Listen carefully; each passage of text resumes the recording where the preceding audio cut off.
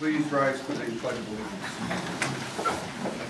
I pledge allegiance to the flag of the United States of America and to the republic for which it stands, one nation, under God, indivisible, with liberty and justice for all. Thank you. Roll call. Miller. McGrath. Here. Feller. Here. Blaze. Here. Burke. Here. Owen. Here. Sullivan. Here. Okay, we will start out with 207's best, and we will start with Sean Messmer. Sean? Thank you. We'd like to present Carrie Stevens, if she would stand, as Maine South's 207's best for performing arts.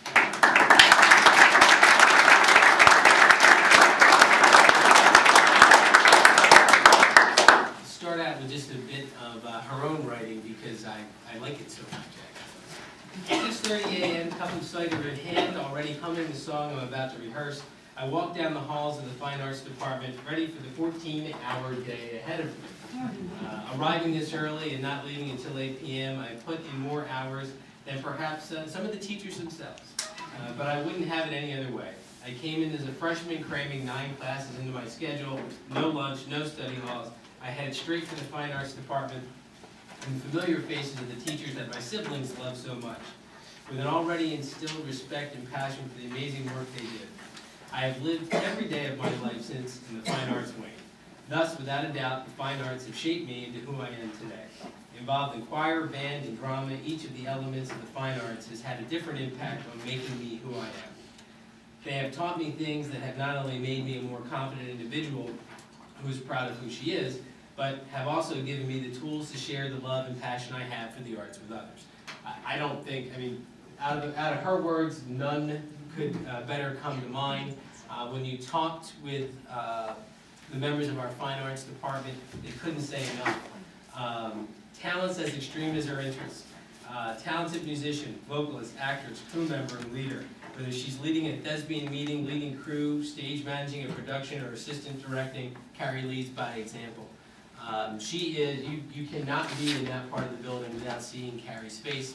And I see her mom and dad are here with her tonight. And for years, you can't be in that area of our building without seeing their face as well. Just a tremendous amount of support from her family in that department. And even branching out this year, which I think really, if you couldn't do enough and impress our fine arts teachers, you did so by getting into the visual arts this year for the first time. Mrs. Pacino, so our art teacher, says, as a student in Art 1, she creates her artwork from her unique and personal perspective. The materials she selected to compose with are thoughtful and very carefully considered. She is comfortable discussing her direction and approach when she is working, and always takes the initiative when she feels the necessity for a critique. She's always open to new ideas and interpretations with her work, which shows maturity and self-confidence. She's an asset and a delight to have in class, and adds positively to the classroom dynamic. So not only have you impressed in almost every other area, this year you've been off art and are impressive as well. That kind of self-critique came through too when you speak with her. Carrie's always trying to get better in some way, shape, or form.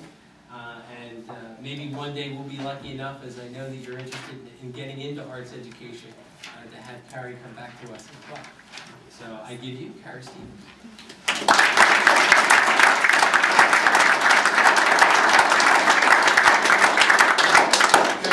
Tell us who's here tonight, although I stole a little bit of your time, and let us know what your plans are for next year.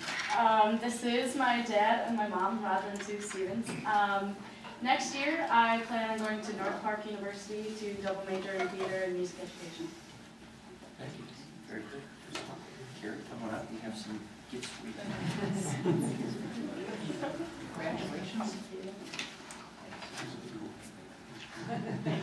Best of luck to you. Thank you.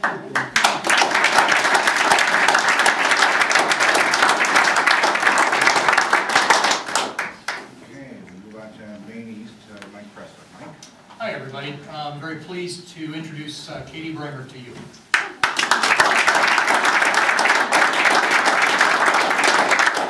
Actually, I had the chance to make Katie's acquaintance and break bread just a few weeks ago. She was one of our DAR award recipients over in Des Plaines just about 2 or 3 weeks ago, so I had a little bit of a chance to kind of get to know some about her and hear her speak, and then her nomination came up a couple of weeks ago from Mr. Eubank in the Fine Arts Department. And the thing about Katie, she was described as having been an art kid since her first day at Maine East, where I think she has actually been enrolled in at least 2 art classes a year for that period of time, and then additionally has sort of found the stage, has become a thespian in the last 2 years. She auditioned last year and earned a role in Thoroughly Modern Millie. And she's also in the cast of In the Heights, which were between weekend performances. So if you haven't gone to see it, you really need to do so. Outstanding production. But Katie is, not only really strong in the arts, and I'll talk about that in a moment. She's also really solid academically. She has taken accelerated and a whole host of AP courses, in addition to being enrolled in. She's submitting 2 AP art portfolios this year, and that is a Herculean task. The AP art portfolio isn't a traditional test, but you're basically working, and often a student will start to accumulate or assimilate the portfolio during the junior year all the way through the senior year. It really takes an enormous amount of time and commitment beyond the actual class time that they're enrolled. And Katie is going to be submitting not 1 but 2 portfolios, and I've heard really great things about her work. I've seen her work. If you take a walk up to the 2nd floor in the English department at Maine East, we had a project last year called Word Art. It's a permanent installation that's really pretty cool. So you've got these things sort of suspended from the ceiling and artist statements all the way along that are up. Katie's work is prominently featured there as well. But I think the thing specifically, kind of want to get to it, one of her teachers, Magdalene Gorecki, is here tonight. And she, actually, I'm sorry, used her maiden name from when we hired her a year or 2 ago, Magdalene Eisenberg.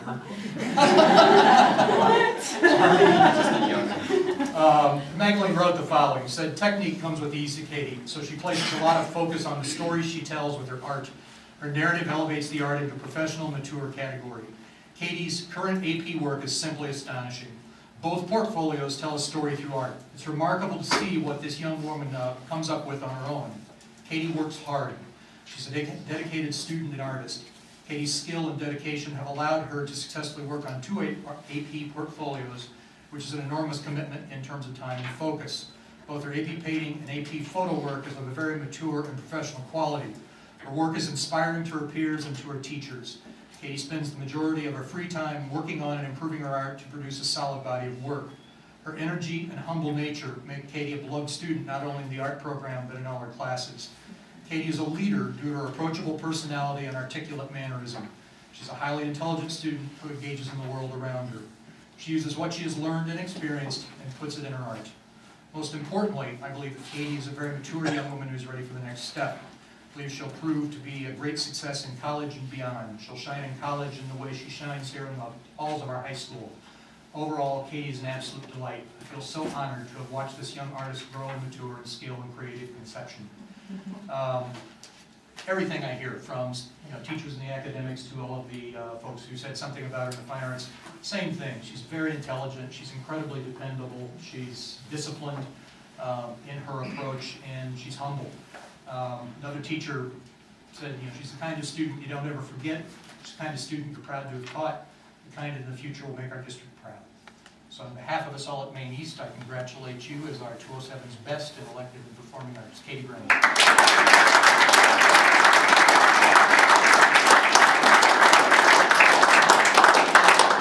We have a few fans and well-wishers here tonight. Yes. My dad, my mom, my sister Kristen, and then Miss Eisenberg, and Mr. Eubank. Very good. And what are your plans next year? North Park as well, for art education. So. And you also would like to return to 207 as an art teacher? Yes. I'll work with her. Congratulations. Thanks. All right, Katie, come on, we got some gifts for you. Wish you much success.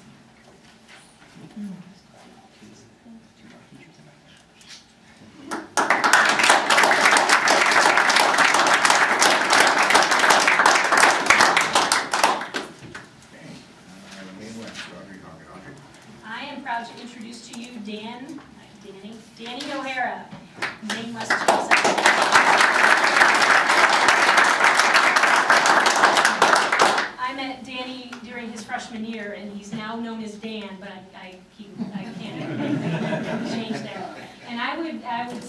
that I would use the expression to describe Dan as a rock star, both literally and figuratively, and several other teachers have used that description to describe him as well, and explain why. Ms. Skiba, who's here tonight, said she, even though the expression might be overused, she describes him as a Renaissance man because he's a scholar, a musician, an athlete, an actor, a student leader, and a rock star. I'll explain that. He has been in our variety show, our musical, Battle of the Bands, choir, drama. He's a triple threat in terms of being in theater. And when Ms. Skiba wrote the paragraph about him, she said, if I seem to be speaking in superlatives, it's because only superlatives describe Dan O'Hara. His talent, maturity, strength of character, and likability, making him an exceptional student in the Maine West Fine Arts Department. Mr. Barnett, who's also here, got to meet Dan as a freshman in his guitar class and said Dan possesses a great sense of musicianship. So he's also not only a singer, but he's in instrumental music and does quite well. And what Mr. Barnett says is, in my 25 years as a teacher working with student bands, this is the first one that I believe has the talent, determination, and drive to make it to the big leagues. Storm the Front, which is the band, the rock band that Dan is a part of, recently performed at the House of Blues to over 400 rocking crowd, rocking students and faculty members. And they are absolutely amazing. They are that good, and we believe they will be in the big leagues. I've gotten to know Danny from the principal's leadership team. He is co-president, and we have never had a president like Dan. Dr. Wallace saw Dan in action, and I no longer run the meetings. Dan has ideas and strategies. His strengths are just to take things and run. He has led the food service committee, and he got a group of kids together, got a survey out to every single student at Maine West, the most answered survey ever. And he plans on taking that survey directly to Quest Management and giving them the student ideas, and asked for some really constructive criticism, not just we want better food, but what specifically do you want served? So Danny will share that as well. Danny is also the voice of Maine West. We hear him every morning reading our announcements, and it's always fun to hear what he's going to come up with. So truly a rock star, 4.10 GPA, taking the most difficult classes as well. So not only a 207's best in academics, but all around he's an amazing young man, and we are very proud of him.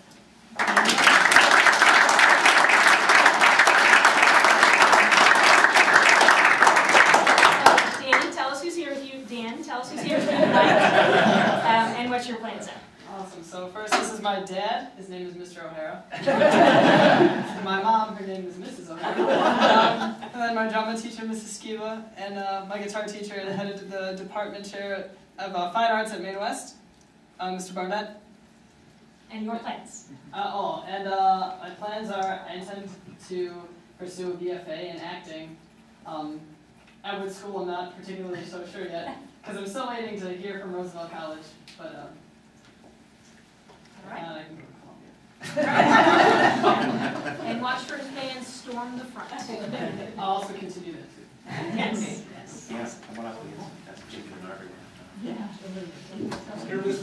Wait, turn to the Daniel, turn this way. Oh, Daniel. I heard of Daniel. Yes. Take his hand.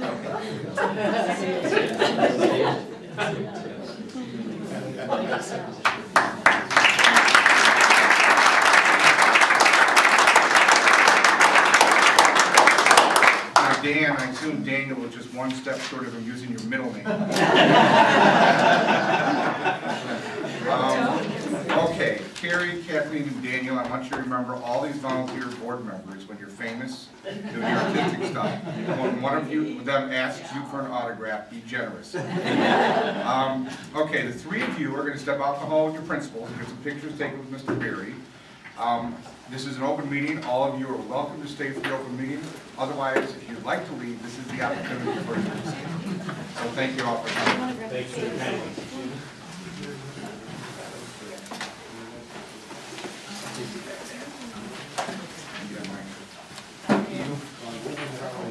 I'll be okay. Well, okay. I'm not sure. I can hook you up if you have a computer with your. It's okay, just use that. I got a pen. Okay. Moving on to communications. We have two people who have requested to speak before the board. The first one is Mr. John Dombrow, 311 Grant Place, Park Ridge, on the 1-1 program. John? Good evening, folks. How are you? Good evening. As you said, my name is John Dombrow. I'm a parent of a sophomore at Maine South, which is James Dombrow, and a parent of a 6th grader at Emerson in D64. First, I'd like to say thank you for volunteering and doing everything that you guys do for our community, because without you guys, we wouldn't have the district that we have. So we are happy with both of our districts. But the main reason for speaking tonight is to ask this group here, because I just, 2 weeks ago, I asked this District 64 the same question. There seems to be a technology gap between 64 and 207. The main reason for asking this question and stating this point is that my kids from kindergarten through 8th grade were all about MacBooks and Apple products. Due to that exposure, my household and many other households in the community are set up as Apple households. Even though District 207 and District 64 are 2 separate districts, they're in the same community, serving the same families, serving the same taxpayers. So I and other parents provided these products, and now, after last month's meeting that I saw on tape, unfortunately we didn't make, it seems though we might be forced to purchase another electronic device in our household. It does, it's the Chromebook, I believe it's called, and it doesn't seem to come close to the devices that we have already in our house, that many of the people in our community have in their homes. It seems to be somewhat inadequate to its competitor. It's a device that seems to be only being used in one other local high school. I believe it's Leiden that I saw in my research. Most of our neighboring schools, Notre Dame Prep, New Trier, a lot of the Chicago Public high school system, just to name a few, are already using Macs and iPads. No problem. The Chromebook is only capable of running an operating system created by Google. Google is an advertising company and a data mining company. They gather information on its users and match it up with specific advertisers. So we all know when we're online, when we're hitting Google searches, we're getting bombarded with advertising. I don't know what the plan is with the technology that's coming here, but I hope that it's not taking personal information of our children and using it for the wrong reasons. After speaking last month with Dr. Thiele about some of the issues, I was led, and James and I were led to believe that it's more about the platform that you're setting up, and we were going to be allowed to use our other devices. According to the FAQ site, that the Chromebook is going to be the required device. Dr. Thiele also mentioned that the Chromebook is the least expensive device, and in my opinion, sometimes the least expensive device is not the best device. The site also states that this has been in research for 5 to 7 years. While all this research has been going on, many of our neighborhood high schools have implemented Mac and iPad programs. And as a parent of both districts, I asked our volunteer board, before spending over $1 million of our district money and asking us, our families, to pay it back, please reconsider the platform and the device. And if you're going to set up a device for our students, have it a platform that can support, whether it's Chromebook, whether it's iPad, but it shouldn't be one specific device, as you said in our meeting, that it wasn't going to be just about the device, it's about the platform. But this seems like it's setting up just a device. Okay. So your time's up. 2 more lines? 2 more lines. 2 weeks ago, I spoke to D64 and I asked them to speak to 207. I also asked them to speak to the parents of D64, because since technology is in all of our day-to-day lives, your decisions, just like their board, your decisions not only affect District 207 parents and students, it's also affecting D64's parents and students, because we're going to be required to buy another device. Thank you for your time. Sorry I ran over a couple of times. Next speaker is Mr. James Dombrow, also 311 Grant Place, 1-1 program. Okay. Hi. So my name is James Dombrow. I'm a sophomore at Moon South, and I want to comment on the one-to-one program as well. I'm going to start off by saying after going kindergarten through 8th grade with technology more advanced than what I found in high school, I was relatively disappointed. This prompted me to create and present a small slideshow that detailed iPads using iBooks in a classroom environment.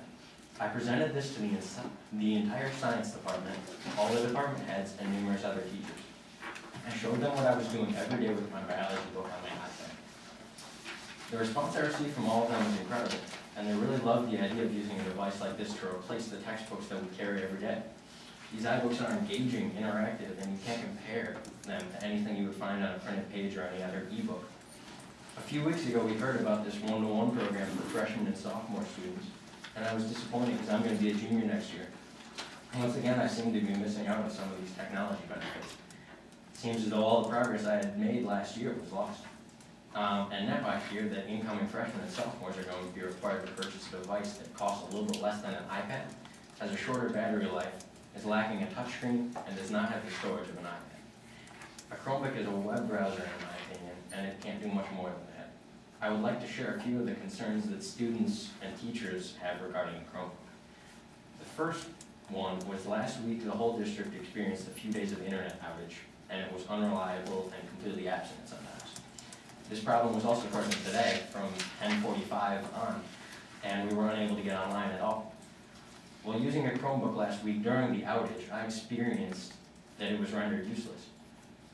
If this were to happen next year when students and teachers all had these, we would be unable to access these textbooks or other online resources. If we had iPads, our books would be stored locally, and we wouldn't have to worry about internet dependability. We could be in the car reading, we could be wherever we want. And another concern I have is that right now the internet can't seem to support the devices that students already use, whether that's a smartphone, an iPad, or the school computers. I don't know what'll happen if we had Chromebooks into this equation. Is this school ready to handle the traffic that the Chromebooks would require, considering they're all web-based? I'm all for a one-to-one program, I really am. But my peers and I just wish the devices were iPads. Since many of us already own them, I know of no one who owns a Chromebook. What I'm asking of this board is to consider the input from students and parents. For example, me and Mr. Mesmer met up a few days ago, and we discussed the option of sending a survey to students. Regardless of what device is implemented, families should be able to decide what they spend their money on. iPads open up a world of possibilities for the students if they would choose that over a Chromebook. For students who currently have some electronic devices, they should be able to use them and not have to purchase an additional one. Last month, when this board approved the one-to-one program, which leaves my class and the current juniors behind, I felt that regardless of the outcome, I am so motivated. I'm in a class that will never receive these devices, but I'm doing this for the future. My brother's coming into the school district in a few years, and I want him to learn in an environment that meets today's standards for technology. Finally, I would love to show you the presentation that I made last year. And if you guys have some time in the next few weeks, it would take 10 minutes, and I'd be more than happy to show it to you. Thank you. Thank you. I'd also like to note that James also is one of our tech geniuses, and at Maine South is there every day, third hour, and Mr. Suh, the tech manager there, said that he is always the first to step up and help his fellow students, and I know we can, no matter what direction we go in, we can count on him in the future helping us out, so thank you. And Hank and I will set an appointment up with the Dombrows to kind of go over some of the points that have been raised tonight. I think we have some answers for some of those things, but probably need a little bit more dialogue. Thank you. The one thing I would point out, you mentioned 64. One of the things that people forget sometimes is that we have 3 large elementary districts. And so there's a larger picture in terms of what our students come with in terms of their device, and that is an issue that changes a little bit when you look at 62 and 63 compared to what the 64 kids grow up with. Sure. Okay, moving on to communications, education.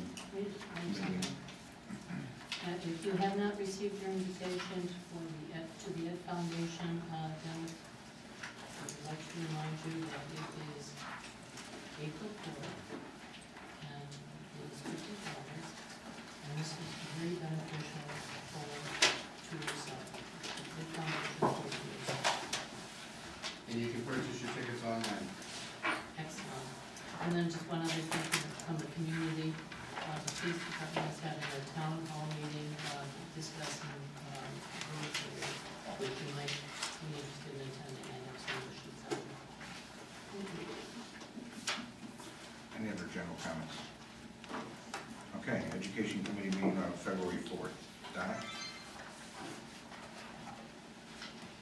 Barb, you want to handle that for me? Well, that was the education committee meeting at which Mr. Mesmer presented the school improvement process at South, which was in a similar format to what you heard tonight, Dr. Hogan. We will be hearing from, next we'll be hearing from my husband. Dr. Mesmer. At this time of the year, all of our principals will individually give us a report as to what's going on. And frankly, the first two are outstanding, and I'm expecting the third one to be equally.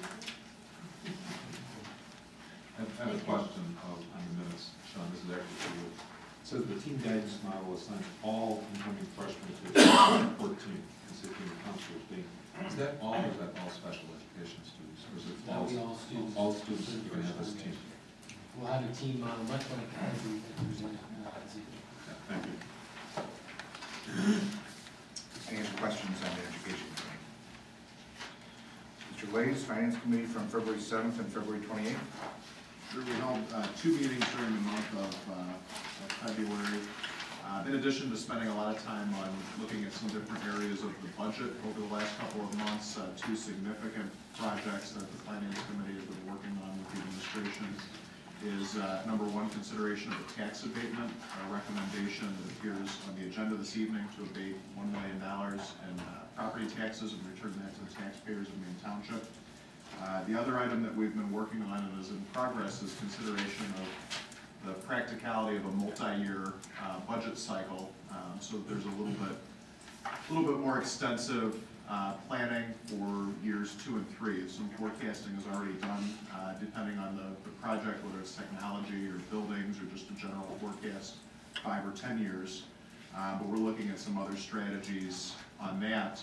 That is an ongoing project, and we hope to conclude and make some sort of a recommendation by the end of April. Did I miss anything, Mary? No. Ed, Elvin? Nothing here. Okay, monthly status of finances and mid-year budget update. Mary? In your packet is the January financial statements. You can see that revenue is slightly lagging because of the state funds. They're behind, no surprise, they've been for years. And then a reminder that the next chunk of payment in revenue will come during the spring property tax collection.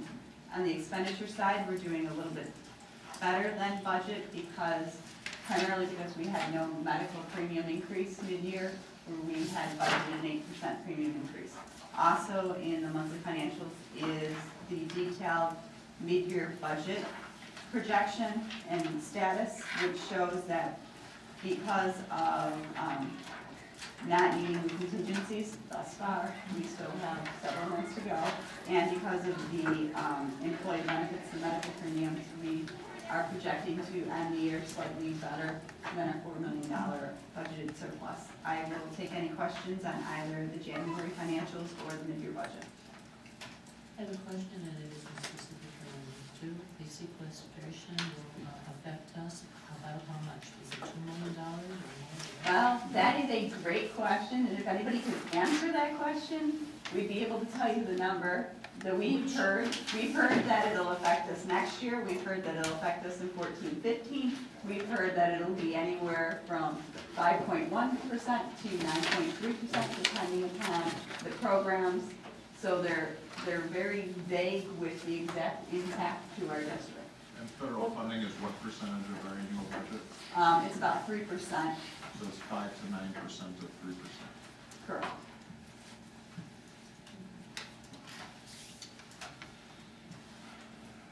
Medical, question on that. So our experience, because self-funded, our experience is, our costs are down. Our true costs in the last 6 months have dropped 12%. So we speculate that perhaps because we had a large retiree class, and traditionally speaking, you know, it's no surprise that our older population produces on average a higher per person claim value. So we're headed in a very good direction. Got a younger population having babies. Technicalities. Any other questions? Anybody on this side table want to comment on younger populations having babies or anything? No, didn't think so. Just making sure. Okay, any other finance questions? Instructional services, Barb, National Merit Finalist for 2013. Yes, you have the annual report we bring at this time that gives you the lists of students who are our finalists, our semi-finalists, and our commended students. We have district-wide 6 finalists, 7 semi-finalists, and 21 commended students. And you also have the 10-year look to see what their longitudinal trends have been looking like for those students. And for new board members, or one new board member, we have some FAQs here to help you understand what get on the test. Any questions? I have one question. It might be reading this wrong, but it looks like you're saying east has 1, south has 5, and west has 1. But then the list only shows 5 for south and 1 for west. Those are semi-finalists that you're looking at that chart. The first page is for the merit finalists. So And there's then no the final chart chart for is the merit commended. finalists? No. Ben presented, who I think was our student last month from West. Yeah. Right, there's commended, then semifinalists, then finalists, so you're There's seeing. no chart for the commended. There's a chart that recommends that. There's no chart, there's no block chart for the finalists. Finalists haven't been named yet. We have semi-finalists and commended students right now. You don't have all those. This says- Yeah, the list is finalists on Over on the first page. the first page. I see it. Okay. Right at the very top of the chart. We don't have the wins. Yes. And then the, there's the commended on the bottom. There's just no chart. Oh. Historical tenure chart. Oh. Any other questions on the merit finals? Hearing none, Mr. Superintendent, monthly update on FOIA requests. 8 FOIA requests this month, all either processed or in process of being processed. Next item is the consent agenda. Is anybody requesting to pull anything out of the consent agenda? Hearing none, I'll request a motion on 6A through G. So moved. Burke, second Keller. Any questions or comments on the motion? Hearing none, call the roll. Miller, Aye. Lays, Aye. Keller, Burke, McGrath, Owen, Sullivan. Aye, motion carries unanimously. Board of Education Policies and Procedures, second reading, policy 1030, anti-nepotism. Recommendation to Board of Education approve and adopt the above policy for inclusion in the Board of Education Policies and Procedures manual. Motion, please. So moved. Second. Miller, Burke. Strike that, Miller, Lacy. Questions or comments on the motion? Hearing none, call the roll. Burke, McGrath, Owen, Keller, Miller, Lays, Sullivan. Aye, motion carries unanimously. Approval of bids and awarding of contracts, starting with Cali Elevator. There's a low bid from Cali Elevator of $38,574 to replace the elevator motion control, operating panel, braille markings, emergency phone lighting, ADA handrails, and the main elevator at Maine East High School be approved by awarding contract and purchase orders by action of the Board of Education. Details are found in the appendices. Motion, please. So moved. Motion, Burke, second, Heller. Questions or comments on the motion? Hearing none, call the roll. McGrath, Lays, Burke, Miller, Keller, Owen, Sullivan. Aye, motion carries unanimously. Tackle and tennis surfaces, Recommendation to low bid from Soccer and Tennis Surfaces at $48,000 to supply all labor and materials to resurface 12 outdoor tennis courts at Maine South High School be approved by awarding of contracts and purchase orders by action of the Board of Education. Details are found in the appendices. Motion, please. McGrath, second. Owens. Questions or comments on the motion? Hearing none, call the roll. Miller. Aye. Owen. Aye. Lees. Aye. McGrath. Aye. Burke. Aye. Heller. Sullivan. Aye. Motion carries unanimously. Before we move on, John, is there, somebody explain again, why are the cars, the vans for West End not on the agenda? Because we're purchasing them under the Illinois state contract. The Illinois state contract, because it has been bid by the state, requires no formal board action. So we don't have to approve it? Correct. Because they've already awarded the bid, and by default, that bid covers all local governmental entities within the state. We provided in the memo as information because they have the lowest quote available for the vehicles. Thank you. Next item is a resolution abating taxes levied for 2012.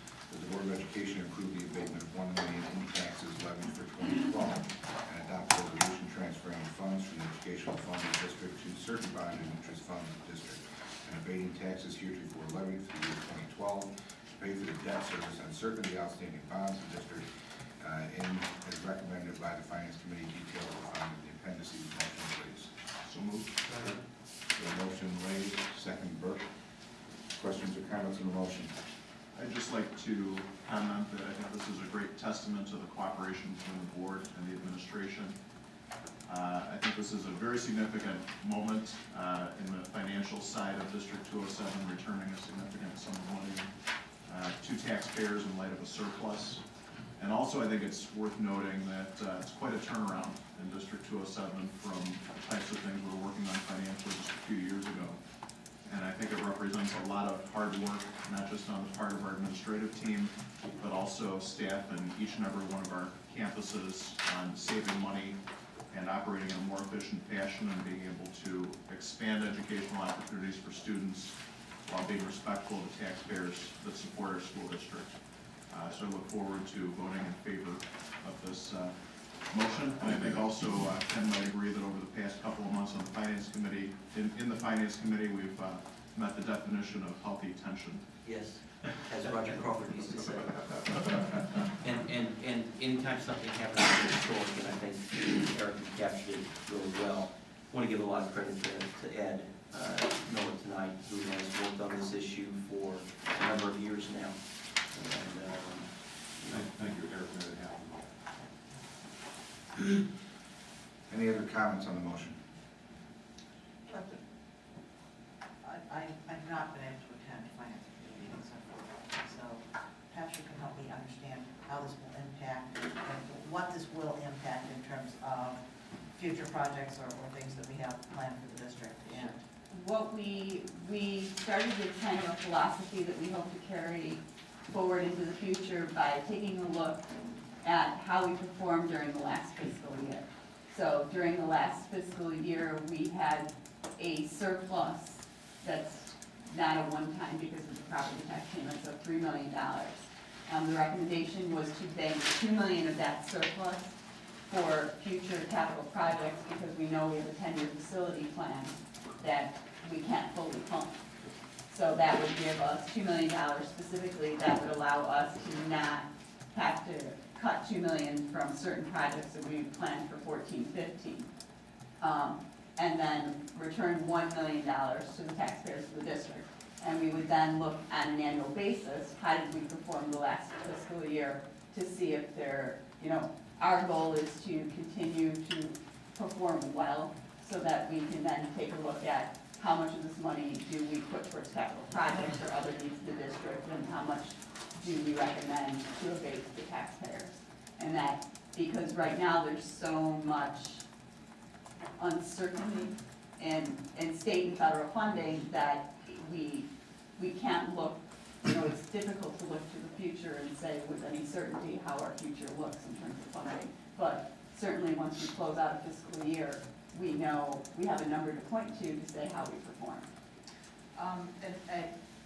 referenced the 10-year plan, I know there are some years in there where we have significant budgets. If we abate this money, will we, what potential impact will that have on our ability to complete projects in years where we have significant building projects? I mean, we could have made the election to take all 3 million and put it towards the capital project, because certainly there's about a $16 or $17 million shortfall over that 10 year. But the goal was really trying to do a win-win, get back to the district and get back to the taxpayer. So we still have not found a full funding source for that 10-year plan. And there are going to be projects that we will delay into the future or potentially not be able to do. So would you say that the bulk of the impact will be on the 10-year building plan? Well, I think what we If look there for is is, what it's kind of like a plan. When we looked at the surplus, there's a couple things you could spend it on something, save it, earmark it, or give it back. And that was kind of the four-pronged approach we took. So we said, first and foremost, one of the things that we want to do is find additional funding for this capital plan because it's not fully funded. So we took 2 off the top and said, we want to earmark that for future capital projects. But the goal was to take a look at all of those fundings and try and find a balance between them all. One of the things we talked about, Margaret, at the Finance Committee meeting the other day is we were talking about the distribution of how we spend our funds. We spend, compared to our local districts, we spend a much higher amount on education. That's a good thing. And the bad thing, however, is that we spend a far smaller amount on capital projects. And I think future boards are going to need to probably wrestle with that issue as we move out and try to fully fund the current plan and or look at other things that we might wish to do, particularly if they become more expensive items. I think that's something that, to really take a look at that, I think that's something that probably within the next 5 years, this board's going to need to have to study that and wrestle with that question, the bigger picture question. And my second question, just to be sure I remember correctly, what does this do to our future tax revenues? It does not, an abatement preserves your base for levy purposes. So it's just it is a direction to say, we've asked for this amount, just lower it by $1 million, but it does not impact our future years in taxes. In order for it to have the same impact next year, we'd have to continue to abate $1 million. Maybe this is my final question. What do you estimate is the potential pension liability that the state could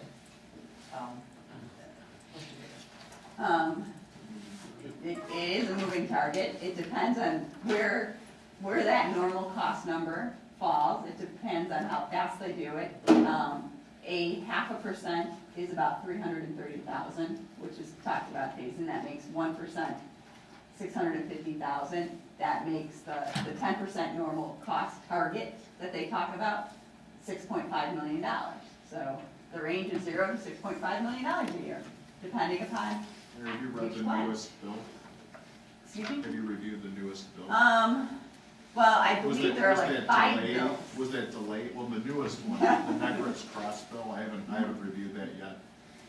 But I've heard that could have included a 2-year delay before they start anything. I didn't know if that made it. The concern is that this shift is happening at the absolute worst revenue times in Illinois school history, where the state just keeps slashing the educational budgets. The federal government has sequestration, so we are getting it, and then we're getting this cost shift. So the latest plan had, I believe, a 2-year delay, but it would then phase in the full normal cost. There are other bills that don't do a cost shift. I have no concept of where they will finally land on pension reform. And I'm not sure if they know. The sequester and the pension, we are in kind of the twilight zone as to knowing how to budget for the future. Well, for next year, the only thing we know for sure is that there is no way they could implement a cost shift for next year because there's not enough time for TRS to make it happen. So, But the state will be cutting. The state will be cutting, Like the crazy. education fund budget looks like it's gonna take a $400 million hit. They have not defined whether, is that gonna be a further proration in general state aid? Are they gonna go after MCATs? And quite frankly, that's all we get. I mean, that's all that's left from the state. So it's gonna be one of those two categories. They just gotta figure out which one. And they have dramatically different impacts based on where you're located. So there can be no shifting of the pension liabilities for 13, 14. That is my understanding, that TRS gave them a time frame that said they would have to know no later than January 1st in order to be able to implement this. Or even the 10th was what my understanding was, Right. but that was the reason they were trying to do it in that Right. lame duck session. Yeah. Donna, to kind of answer your question on the sequestration, as Eric pointed out, we're talking about 9%, 3%? 5 to 9% of 3%. So let's assume worst case scenario, that it's 9% and 3%. There, we're talking about $324,000. Yeah, that's a relatively, worst case scenario, a minimal amount in terms of the federal impact on us. Our bigger impact is certainly going to be the state. Yeah. Yeah, the state is going to Any other questions on this motion? Hearing none, call the roll. Miller, Aye. Lays, Aye. Burke, Aye. Owen, Heller. I abstain. As much as I'd like to give back to the community and put some money back in my pocket, I'm just very nervous about the future, so I'm going to just simply say, I'm not sure. McGrath, Aye. Sullivan. Aye. Motion by default carries unanimously because abstention goes with majority. Okay. Next item is the easement for the IEPA and the Chicago Department of Aviation, that the Board of Education approved a temporary easement for the Chicago Department of Aviation, the Illinois Environmental Protection Agency, for the air monitoring sites for the Chicago Airport, O'Hare Airport air monitoring project. Is there a motion, please? Burke, and the second was McGrath. Questions or comments on the motion? Hearing none, call the roll. Owen. Aye. Heller. McGrath. Miller. Burke. Lays. Aye. Sullivan. Aye. Motion carries unanimously. Number 11, calendar items. Do we have any need at this point in time for our March 11th meeting? Any need at this point in time? for Correct. March 11th? No need for the March 11 meeting. No, we have more time. With the change in the law, it looks like that annual meeting, if we were to pencil it in, may need to be an April meeting. I was gonna say, there may be the need for the meeting, but it won't work on March 11th. There'll be an ed committee meeting on March 8th. Okay, so we're striking March 11th at this point in time. If you need to reschedule, correct, a regularly scheduled Which meeting we haven't used in, for at least 4 years. Yeah, we'll need a buildings and grounds committee meeting after March 12th, before March 28th, to go over capital outlay. We were talking at the end of the meeting about potential rates. Donna, did you said an education meeting? March 8th at 10:30. What's the topic of that? Future evaluation, Pardon? future evaluation update.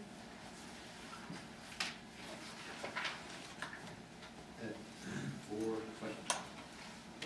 time? 10:30, March 8th. That's Friday. Okay, so March 20th, there is the North Cook Spring Dinner Meeting. March 22nd is an Institute Day. March 25th to the 29th is spring break to all schools. April 1st is an Education Committee meeting. April 1st is a regular Board of Education meeting at 7 p.m., the Education Committee at 6 p.m., and then April 4th is the District 207 Foundation benefit dinner at Donna's Gopher Burger. Anything else? Mr. President, if I could just point out the March 20th Northcote Spring Dinner Meeting is the most exciting IASB event I've ever heard of in 4 years of being chair of Northcote. It's actually going to be held at Maine West High School.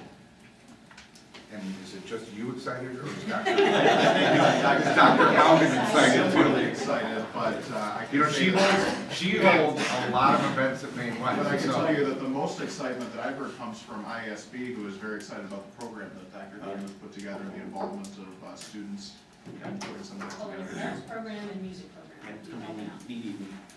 Mr. Chairman, I thought we had talked about having a special meeting to receive.